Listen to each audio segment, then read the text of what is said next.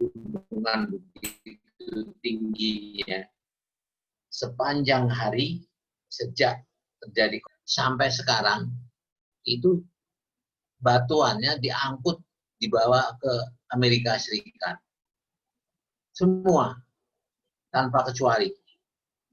Kenapa? Karena di lapisan litosfer di Freeport itu memiliki kandungan emas, platinum, uranium, aurum dan sebagainya jumlahnya banyak dan luar biasa. Bahkan kalau diteliti dari sisi kebutuhan teknologi nuklir di Amerika Serikat, semua bahannya diambil dari produk dari Freeport. Kita tidak tahu, anak-anak tidak tahu. Bahkan saudara sendiri mungkin kalau tidak mau membaca banyak tentang bagaimana lapisan litosfer kaitannya dengan fisika ya biarin saja, misalnya begitu. Itu makanya bagaimanapun juga Amerika itu bertahan habis-habisan untuk mempertahankan Freeport itu jangan sampai diambil alih oleh orang Indonesia. Dan kita memang belum bisa, belum mampu. Kenapa? Karena lapisan batuan itu untuk bisa dihasilkan emas, aurum, platinum, dan sebagainya.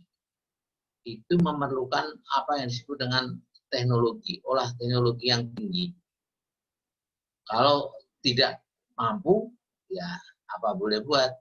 Nah, itulah kejadian-kejadian itu. Nah, untuk itu saya berharap di dalam mengajar fisika di SMA, cobalah implementasi dari rumus-rumus fisika kaitannya dengan gejala fisik yang ada di lingkungan itu dikaitkan.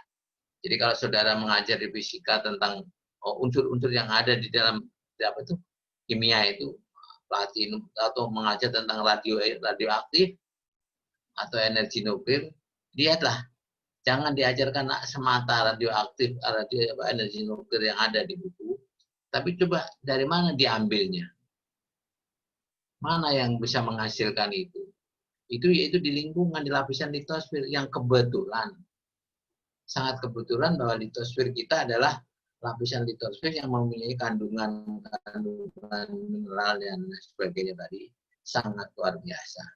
Itu satu contoh lapisan litosfer.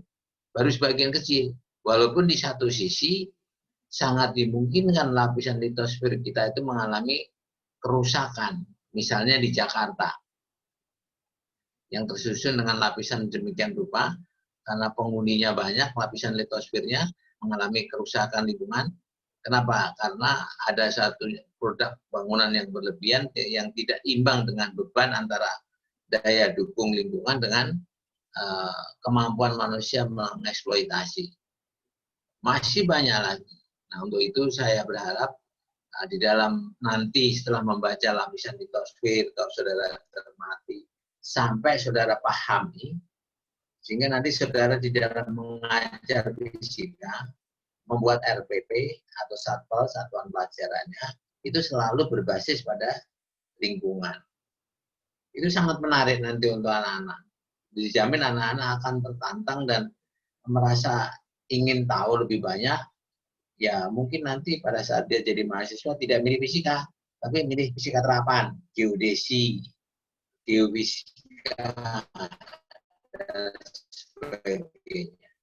Yang tentunya itu semuanya adalah salah satu upaya untuk mengeksploitasi lingkungan, khususnya lapisan litosfer, supaya bisa dimanfaatkan dalam kehidupan. Hanya kalau orang yang tahu tentang ini, biasanya mereka akan memanfaatkan dan harus tahu juga bagaimana untuk menjaga kestabilan atau keberlanjutan dari lingkungan yang dieksploitasi. Kira-kira itu lapisan litosfer. Sementara saya stop dulu. Siapa ada yang mau tanya? Silakan.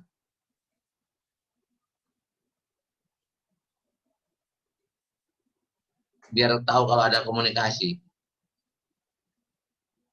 Irsa.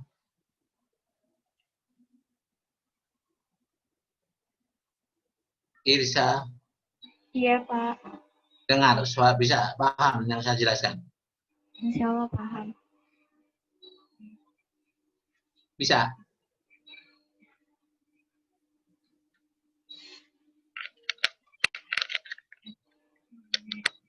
Kedengaran nggak? Terdengar, Pak. Ada yang mau ditanya nggak?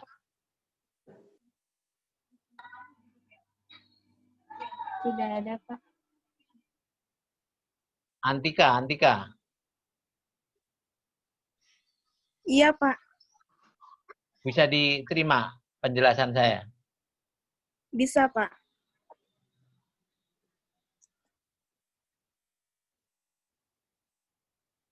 Debbie, Iya, Pak.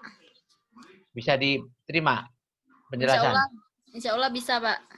Ya, jadi nanti semuanya tolong nanti dibaca dulu item-item yang di PowerPoint itu. Kemudian makalahnya susah beberkan, tapi itu sebagian. Dan nanti sebagai suatu bahan untuk pemahaman Anda tentang lingkungan pada komponen. Nah, nanti UTS, sekali lagi tidak saya adakan UTS. Semua nanti akan saya rubah dalam bentuk tugas-tugas. Karena materinya ada semua di dalam sistem jaringan atau ada dari sumber-sumber yang lain. Semoga nanti di dalam menyelesaikan tugas-tugasnya, baik tugas kelompok atau individu, termasuk ujian akhir.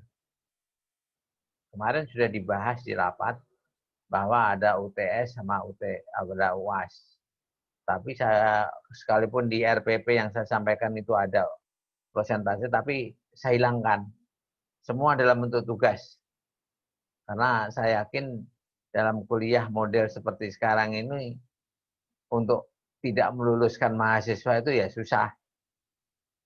Bahkan saya berharap saya bisa memberi angka maksimal semua untuk Anda semua, asalkan kehadiran perkuliahan, tugas-tugas diikuti atau diisi dengan baik.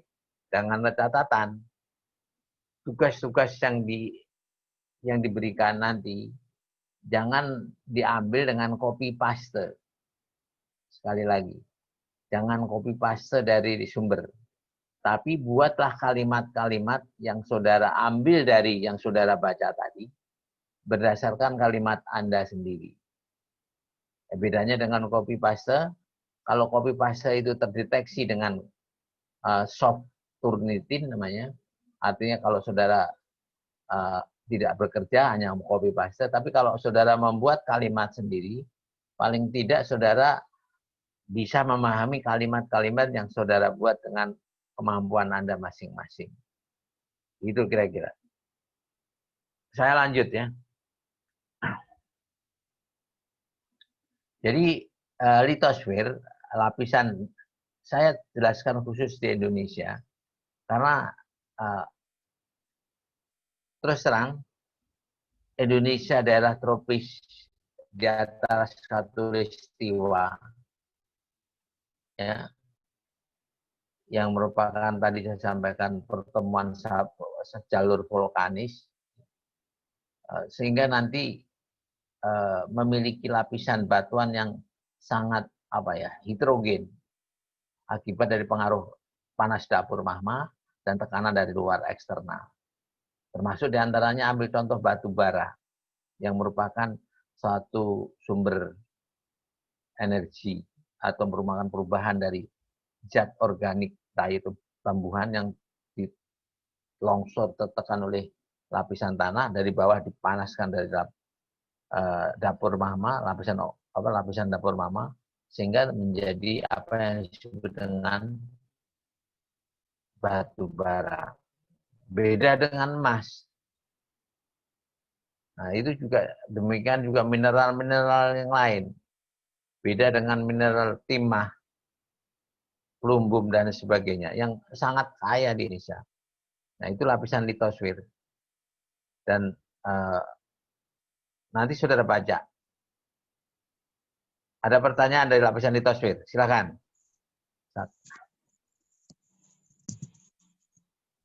Fausia.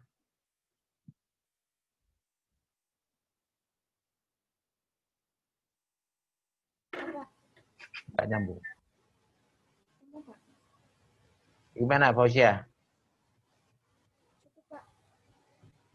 Nggak ada suaranya.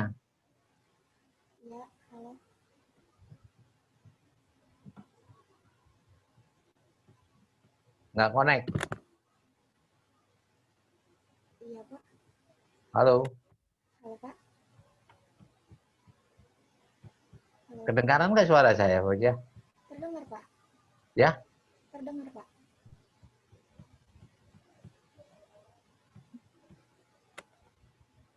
Halo. Anissa, Jaringannya, Pak. Ya, Pak. bisa? Ada yang ditanya? Ada yang atau barangkali pendengaran dengan baik? Terdengar dengan baik, Pak. Alhamdulillah. Ibnu, Iya, Pak. ya ada yang bagus ya. Ada yang ditanya Ibnu? Untuk sekarang tidak ada, Pak. Hilma, Iya, Pak. ada yang ditanya? Belum ada, Pak. Wah, kelihatannya Hani. Iya, Pak. Ada yang ditanya? Sampai saat ini belum, Pak. Wah iya. Kuku?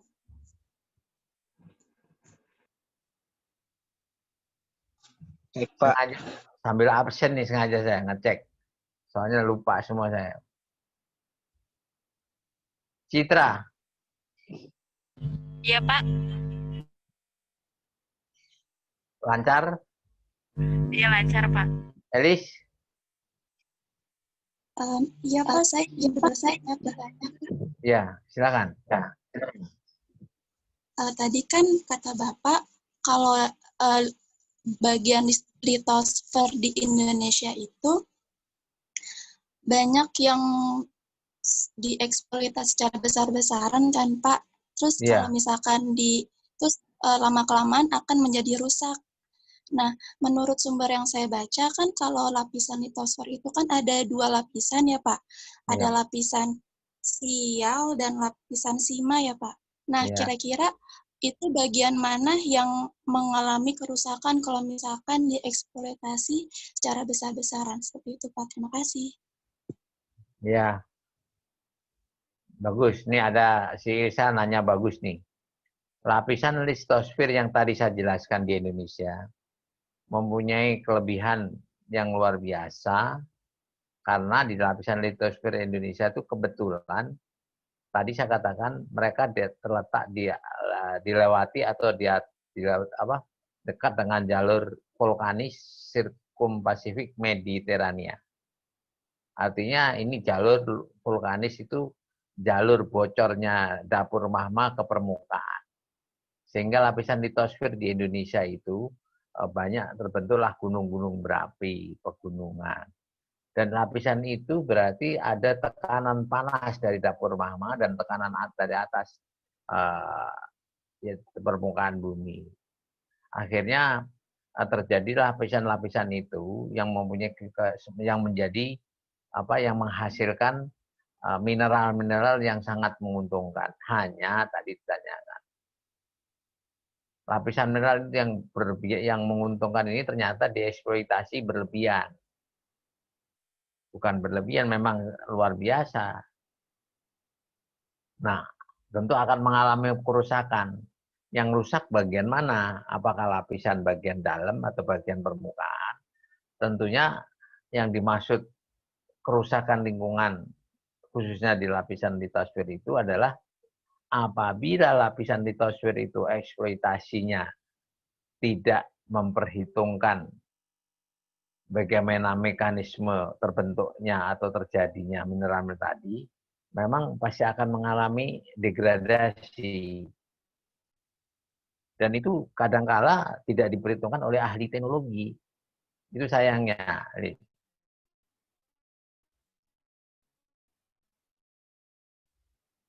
Sebab apa?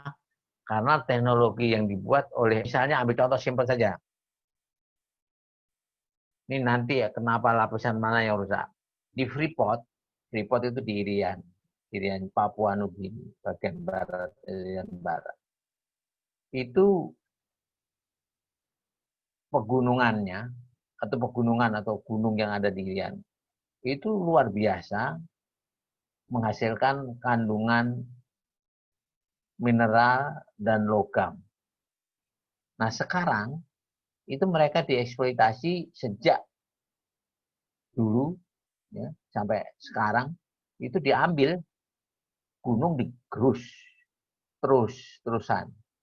Batuannya atau litosfernya diangkut, dimasukkan ke kapal, dibawa ke Amerika, di sana difabrikasi, diolah sedemikian rupa, sehingga dihasilkan mineral-mineral yang nilai ekonominya tinggi sekali. Ya emas, uranium, platinum, dan sebagainya. Ada tembaga. Nah, nanti perjanjiannya itu kalau nggak salah, yang tembaga, bom-bomnya itu dibalikin lagi. Tapi uraniumnya dia sebagai bahan atau semacam investasi internal yang luar biasa. Akhirnya ya, kerusakan permukaannya itu luar biasa. Nah itu kerusakan-kerusakan itulah yang bagian ini. Sebentar di Pulau Jawa banyak juga.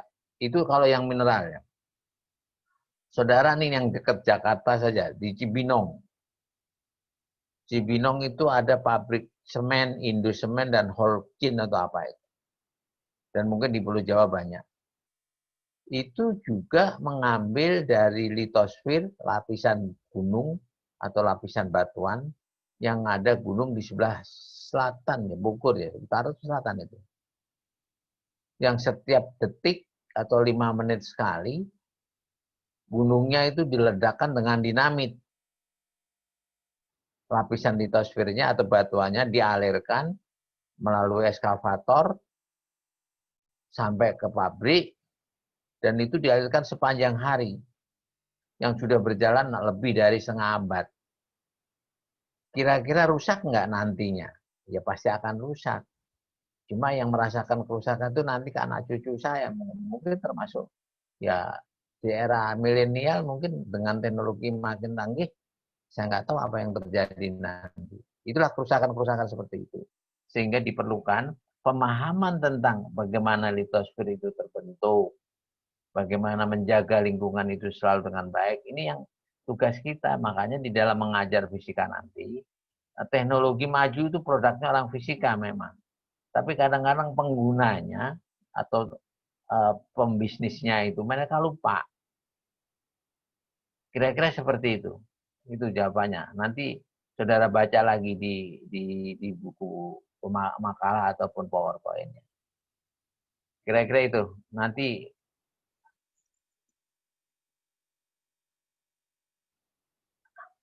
Eva, ada nanya lagi?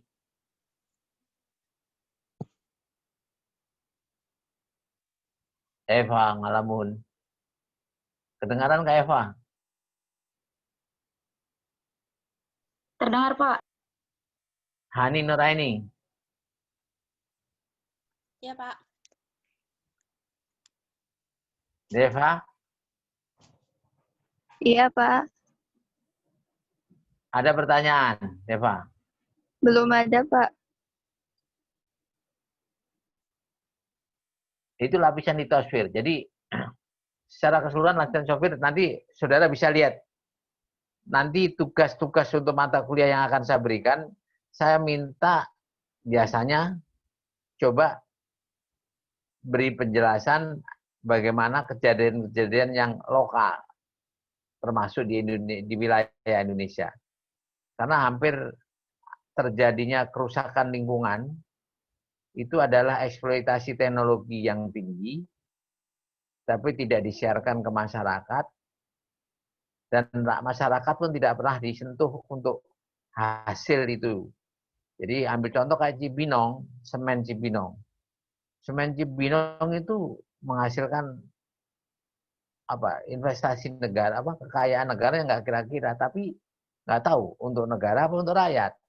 Karena ternyata rakyat Cibinong sendiri sampai sekarang itu, kalau saya lihat, saya pernah survei, mereka ya tidak dapat apa-apa. Hanya dapat kebisingan dari pabrik semen saja, karena 24 jam di depan rumahnya itu lewat aliran batuan dari gunung mengarah ke pabrik. Itu contoh-contohnya itu. Nah, itu kira-kira tentang litosfer. Ini sengaja saya potong tepat itu, saya kasih itu, nanti saudara baca. Nah, sekarang dengan bagian hidrosfer yang gimana? Coba, Noval, yang hidrosfer, tampilin. Yang hidrosfer kalau nggak ada pertanyaan, nanti silakan baca sendiri. Baik, Pak. Sebentar. Ya.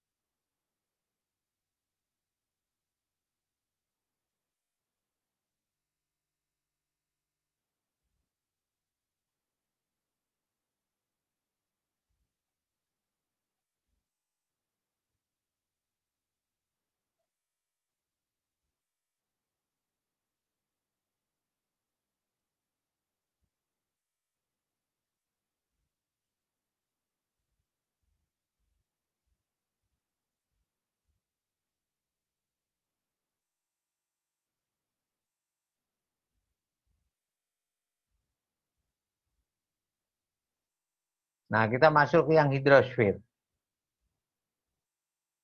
Lapisan air. Air sebenarnya bukan lapisan ya.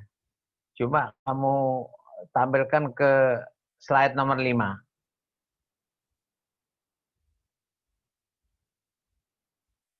Ya, jadi lapisan hidrosfer itu sebenarnya lapisan yang mempunyai komponen fluida atau zat alir yang kita kenal dengan zat cair. Tapi fluida itu bukan zat cair aja, gas juga bisa jadi fluida. Seperti aliran angin, seperti diutarakan di atmosfer kemarin.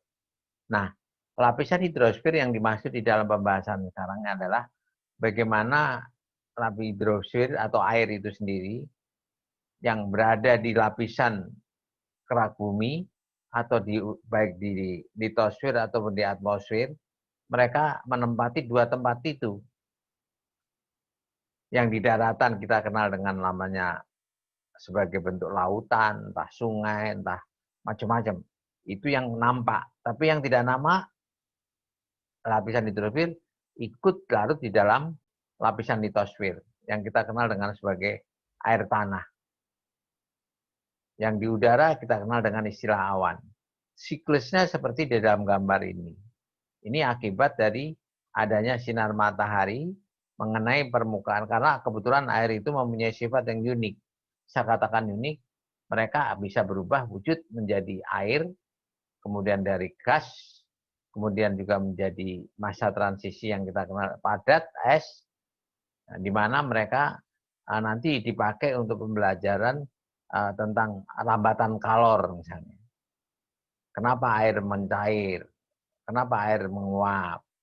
Kenapa air membeku? Nah, ini yang dipakai di dalam pelajaran fisika.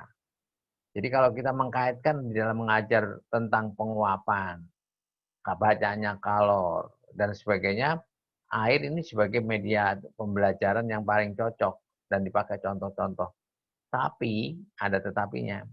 Jarang sekali yang menceritakan peran air di dalam aspek fisikanya. Seharusnya diceritakan kenapa air mempunyai sifat seperti itu. Nah, karakter-karakter itulah yang dikenal dengan pembelajaran fisika. Yang pada akhirnya nanti saudara bisa memahami dengan mudah. Anak-anak itu menjadi tertarik. Kenapa bisa jadi es? Berapa banyak yang diperlukan? Nah, ini bahkan mungkin dalam bentuk air yang dalam bentuk gas terbentuk awan. Awan itu macam-macam namanya. Nah, kalau disebutkan dalam konteks lingkungan sebagai pendukung pembelajaran, ini biasanya anak-anak itu selalu mencari. Biarkan mencari, tidak usah dikasih masalah. Kan sekarang istilahnya lagi dalam konteks belajar, merdeka belajar. Merdeka belajar itu adalah bagaimana individu punya masalah, punya jalan menyelesaikan, kemudian punya jawaban, dan jawabannya untuk dirinya sendiri, sehingga kebenaran itu ya untuk dirinya sendiri, dan itulah Nah, makanya nanti kalau ngajar, nanti jadi guru ke depan itu tidak sama dengan guru yang lalu. Guru nanti harus bisa menjadi sutradara. Sutradara itu ya orang yang bisa desain, merancang, membuat proses bagaimana sebaiknya, seberapa tinggi keperluannya, sutradara. Melakukan apa semua. Tidak seperti guru-guru dulu. Ada di depan kelas, marah-marah, ngomel, atau sok pinter sendiri.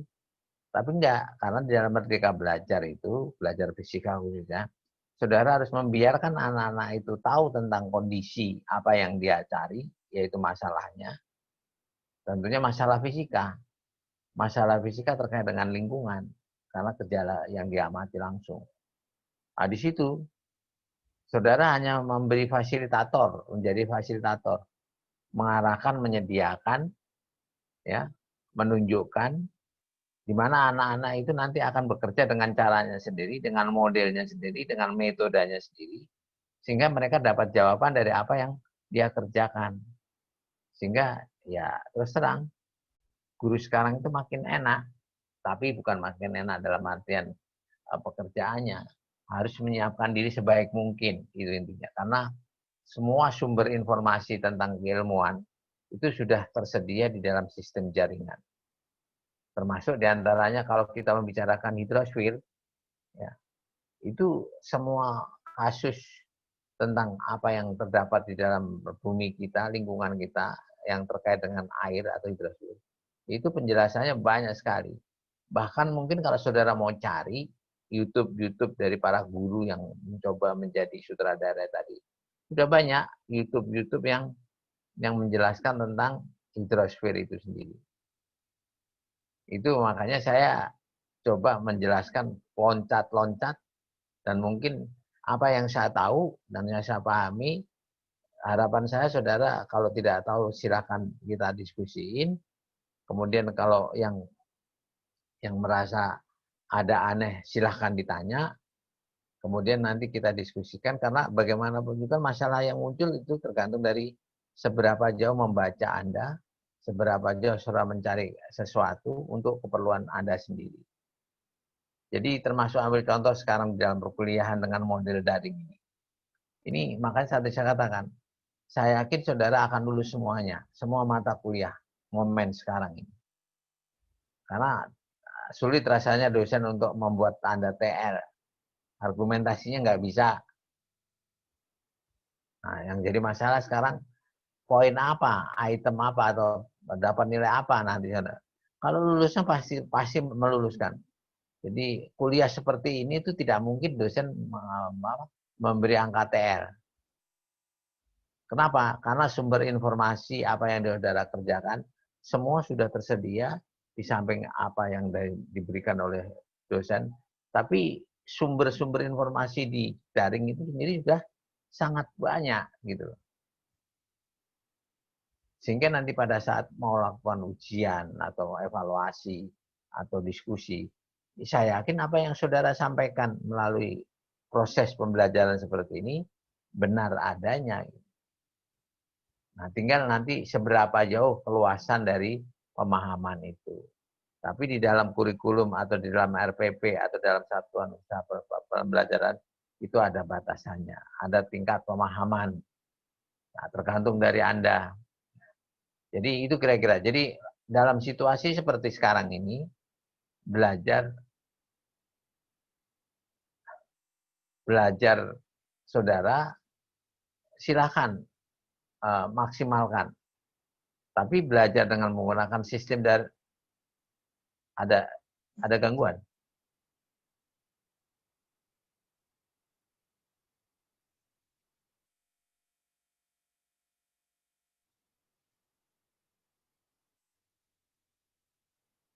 Bisa didengar nggak?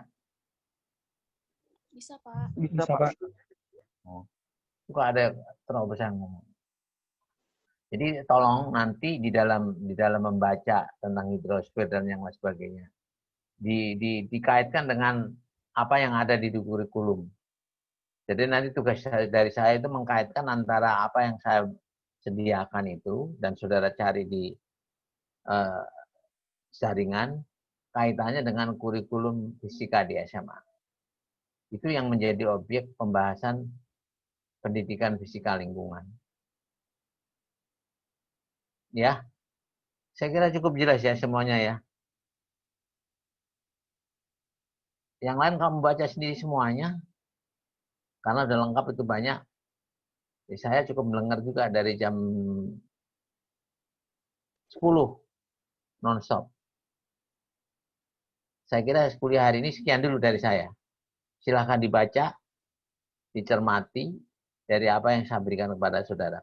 Untuk atmosfer yang lalu PPT-nya sudah, makalahnya sudah saya berikan ke saudara. Jadi sampai minggu ke berapa Novalnya? Pertemuan ke berapa? Kelima ya?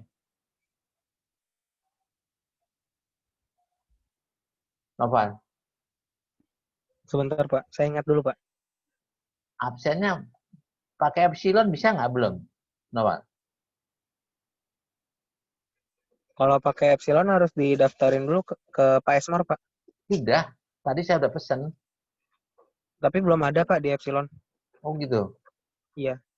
Oh. Mungkin nanti saya coba tanya ke Pak Esmar aja kali Pak. Iya, tanya ya. Jadi yang pengisian monitoring tetap diisi, tapi mahasiswa katanya suruh absen lewat epsilon katanya waktu rapat kemarin.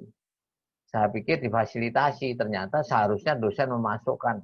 Wah, ini kerjaan dosen orang bertumpuk-tumpuk. Jadi tolong ditanya ya Noval ya. Iya Pak. Nah, nanti absennya berlaku surut aja dari belakang. Karena saya yakin, terus terang saya sih sendiri nggak butuh dengan absen untuk nilai. Tapi sebagai persyaratan administrasi di jurusan, di prodi, itu diperlukan. Kira-kira seperti itu Noval ya.